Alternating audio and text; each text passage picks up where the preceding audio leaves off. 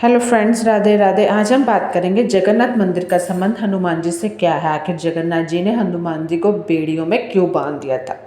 जगन्नाथ मंदिर हिंदू धर्म के प्रमुख आस्था केंद्रों में से एक है।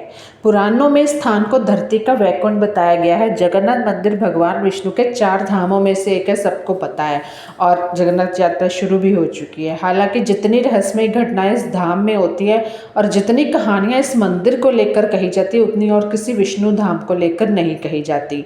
तो इस मंदिर में और भी 1-2 लीला हैं जिसके बारे में जानेंगे। इस मंदिर से जुड़े कुछ रहस्य और हनुमान जी से जुड़ी जगन्नाथ धाम की एक रोचक कहानी के बारे में आज हम आपको इसी वीडियो में बताएंगे। तो वीडियो को लाइक सब्सक्राइब जरूर करें। आज मंगलवार है और हनुमान जी का दिन है, उससे जुड़ी कथा याद करते हैं। पौराणिक कथा के अनुसार पुरी में जब जगन्नाथ धाम बना तो इसके दर्शन के लिए न केवल मनुष्य बल्कि देवी देवता और गंधर्व भी आए। इन सब को पुरी धाम की ओर जाते देख समुद्र के मन में भी जगन्नाथ महाप्रभु के दर्शन करने की इच्छा जागी। अब समुद्र जब जगन्नाथ जी के दर्शन करने आया तो वहां मौजूद भक्तों को परेशानी होने लगी। धाम के आसपास समुद्र का पानी आ गया, चारों तरफ समुद्र ही समुद्र हो गया, तो बहुत ही परेशान हो गए जगन्नाथ जी भी। उसके बाद ऐसा केवल एक दिन नहीं बल्कि बार बार होने लगा। इसके बाद भक्तों ने जगन्नाथ जी से मदद मांगी।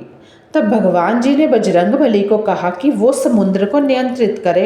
मान्यता के अनुसार हनुमान जी ने जगन्नाथ जी की आज्ञा पाकर समुद्र को बांध दिया।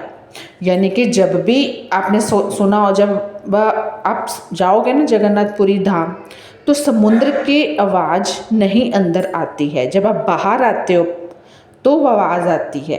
ये इस तरह का है उनका शोर शराबा। जगन्नाथपुरी में जब जाते हो तो उस मंदिर में, जगन्नाथ जी के मंदिर में समुद्र का शोर शराबा नहीं सुनाई देता, लेकिन जब बाहर आओगे तो सुनाई देता है। जब हनुमान जी के बंधन के बाद समुद्र जगन्नाथ जी के दर्शन करने नहीं जा पाया तो उसने एक चाल चली। समुद्र ने हनुमान जी से कहा कि तुम प्रभु के कैसे भक्त हो, तुम्हें जगन्नाथ जी के दर्शनों की लालसा नहीं होती। बार बार समुद्र ने जब ये बात दोहरानी शुरू कर दी तो हनुमान जी मन में प्रभु के दर्शन करने की लालसा जाग उठी। हाँ, मेरा भी मन करता है दर्शन। जब बार बार हमें कोई बात कहता है तो हम उसके बातों में आ जाते हैं। इसी तरह हनुमान जी भी समुद्र की बातों में आ गए। इसके बाद हनुमान जी जगन्नाथ जी के दर्शन के लिए निकल पड़े और उनके पीछे समुद्र भी मंदिर तक जा पहुंचा। हनुमान जी ने जब बार बार मंदिर में जाना शुरू कर दिया तो समुद्र भी बार बार धाम तक पहुंचने लगा। भक्त फिर से परेशान होने लगे और उन्होंने जगन्नाथ जी से इस समस्या को सुलझाने को कहा। इसके बाद जगन्नाथ जी ने हनुमान जी की इस आदत को छुड़वाने के लिए समुद्र के निकट उनके पैरों में सोने की बेड़ियां बांध दी। जगन्नाथपुरी में समुद्र के पास आज भी बेदी हनुमान या बेड़ी हनुमान जी का मंदिर स्थित है। यानी कि अगर आप जाओगे तो आपको पता चलेगा वहाँ के रहस्य।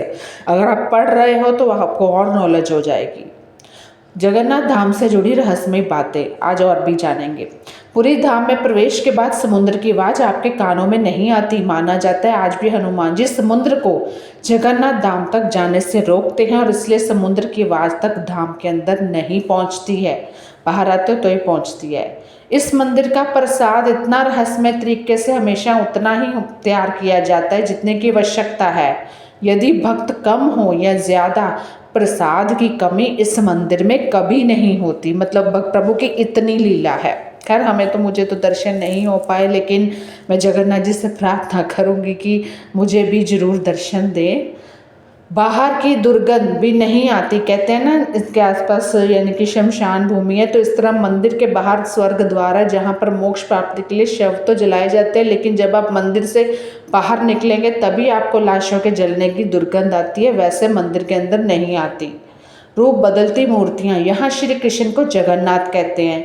जगन्नाथ के साथ उनके भाई बलभद्र, बलराम और बहन सुभद्रा विराजमान है। तीनों की ये मूर्तियाँ काष्ठ की बनी हुई हैं। यहाँ प्रत्येक 12 साल में एक बार होता है प्रतिमा का नव कलेवर।